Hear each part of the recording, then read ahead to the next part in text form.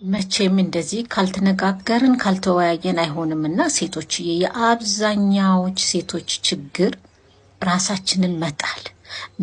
በተለይ ቤት ውስጥ ስንሆን ካገባን በኋላ ከወለድን በኋላ ራሳችንን የምንጥለው ነገር ልክ አይደለም። ዝንጥ በሉቶቼ። ከወለድን በኋላ ካገባን በኋላ እኮ ማለት ላይፍ ኦቨር ነው ማለት አይደለም። ገና ህይወት ጀመረ። አቃለው ከኔ ጀምሮ ነው የምላችሁ እህቶቼ። በተለይ ስንበሳጭ ሙድ ላይ ሳንሆን ራሳችንን ማዘነጥ አንፈልግም። በቃ ዝርክርክ ብለን ነው የምንጠብቀው። እነሱ ደግሞ ይሄን አይወዱም። እውነቱን ልንገራችሁ፣ በቃ ወንዶች ዝርክርክ ያለችው ዛሬማ ምን መስላለች ለእናንተ አይሏችሁም። ሄደው ለሌሎች ጓደኞቻቸው የኔዋማ በቃ ይሄ ፒጃማ ለብሳ ነው ቂቤ ተቀባብታ ነው ማገኛት፣ ዝርክርክ ብላ ሻሽዋን አስራ። ሻሽ በተለይ አቁሙ።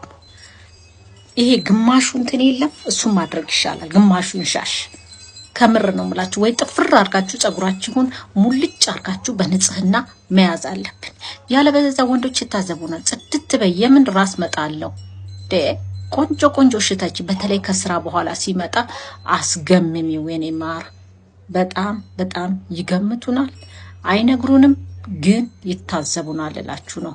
በተለይ የሻሿን ጉዳይ ስራ ስትሰሩ ኢትስ ኦኬ። ወጥ ስንሰራ ምንም ችግር የለም። ሁሉን ጨርሰን እሱ ከመምጣቱ በፊት ዝንጥ ብልጭ ብለን መጠበቅ አለብን።